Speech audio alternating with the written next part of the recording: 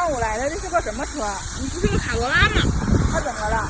客户反映过颠簸路面异响，还有什么问题吗？我带你看看去吧。好的。这个是什么东西？输拉杆儿。这是需要更换吗？对，你看它这个胶套漏油开裂了，其实这个就是它过颠簸路面异响的一个原因。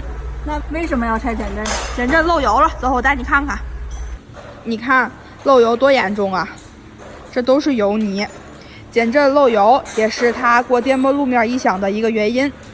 大家喜欢我们的视频，和我这个汽车小白一起学习更多的汽车知识，希望大家多多关注哦，比心。